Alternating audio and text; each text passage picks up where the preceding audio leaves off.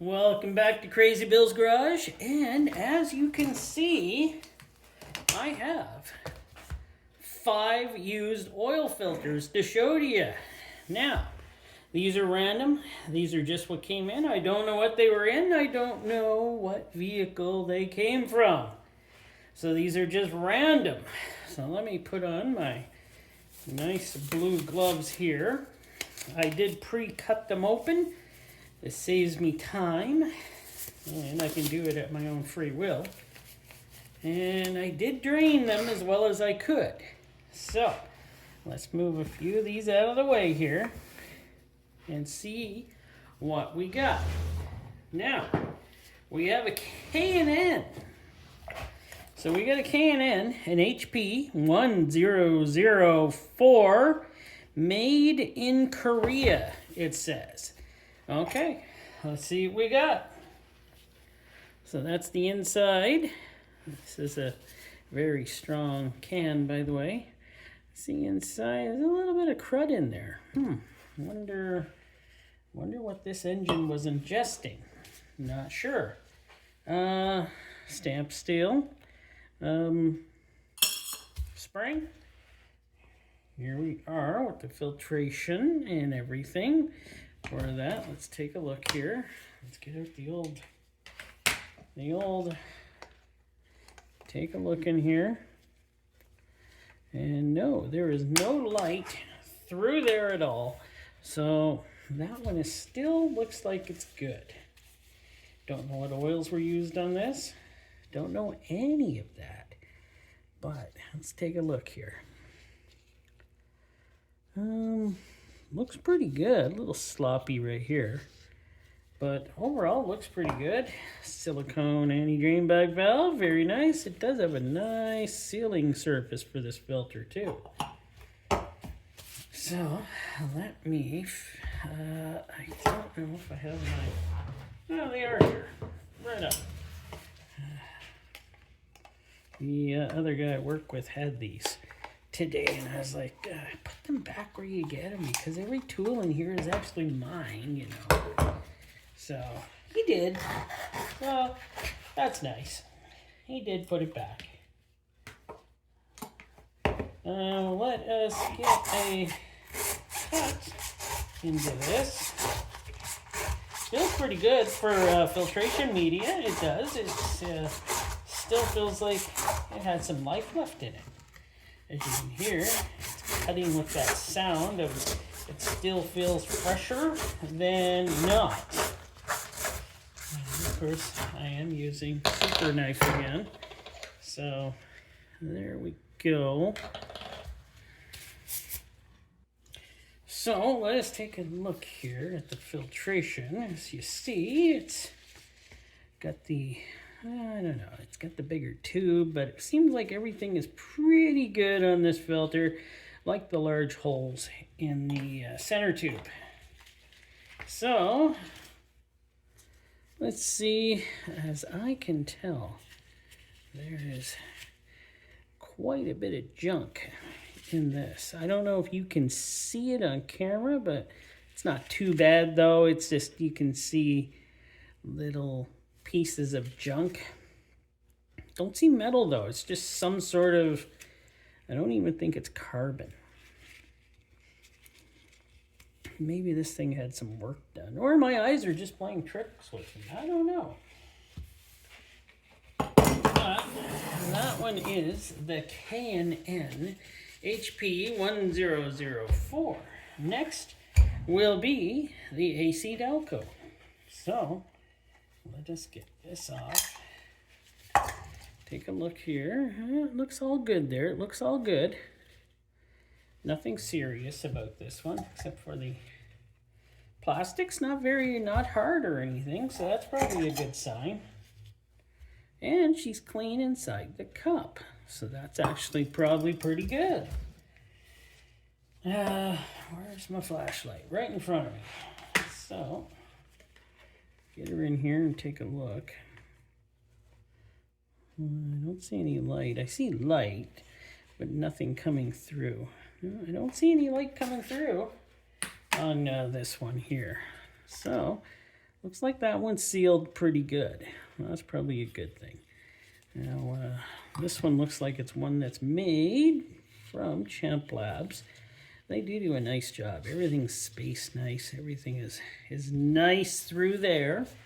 But, let me cut her open, and it feels pretty good. Like, there is nothing seriously wrong here.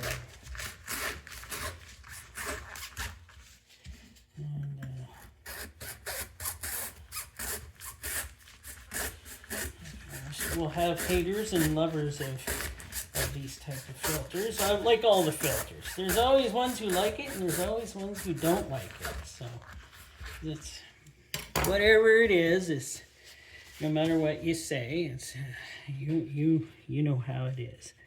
So here's where they're connected. So let me peel it apart.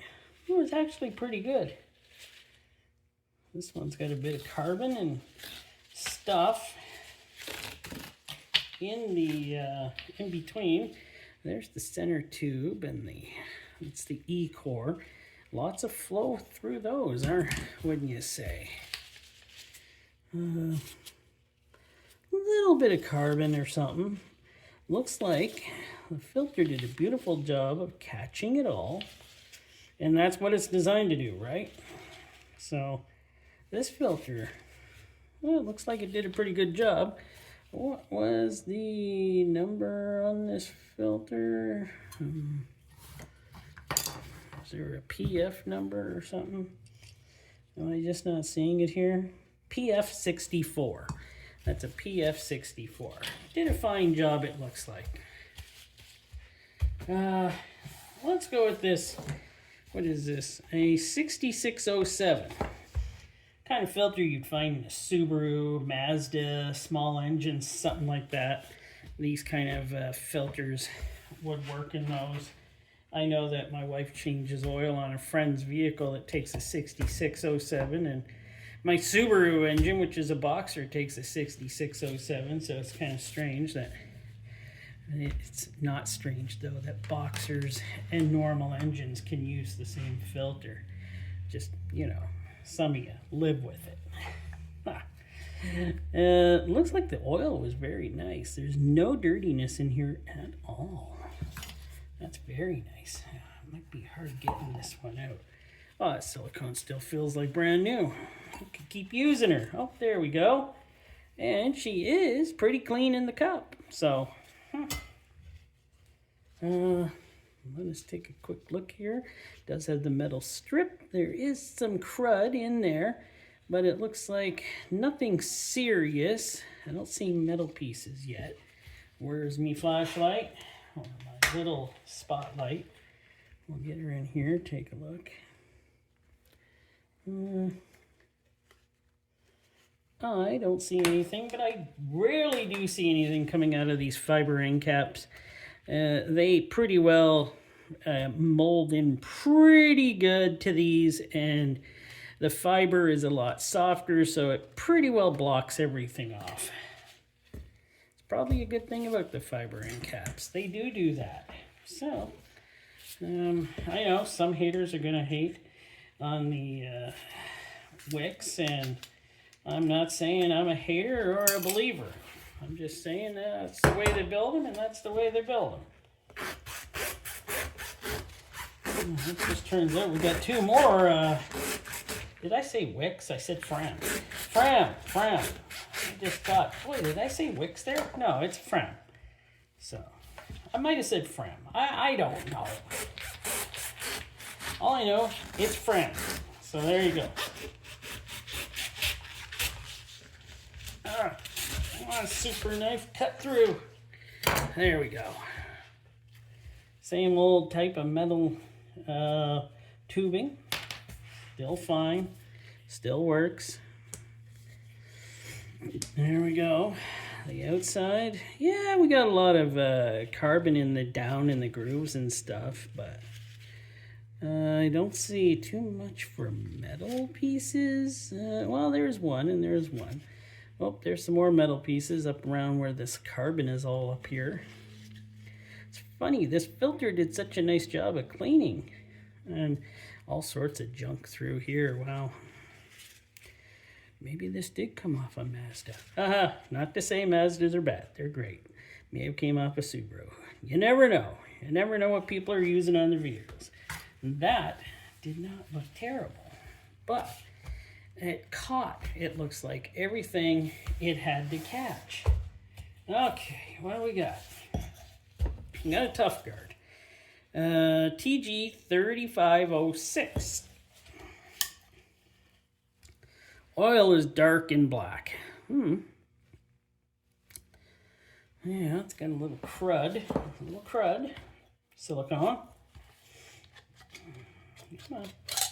Oh, she fell off. Oh, this one doesn't have a bypass valve, but look how cruddy that is in there. Ooh, look at that. So yeah, there is a little bit of something going on with this filter. So she's dark. She's very dark. But that doesn't mean it didn't do its job, right? You know, looks like what a filter spinning in a vehicle should look like, I must say. There we go. Oh, good, the camera is running. I forgot to check. Oh, boy. It's a long day. A long day. You know, sometimes I forget to look and check to see if the camera is running. It's just normal for me. Yeah, it looks fine. I wonder if we'll find anything in this filter.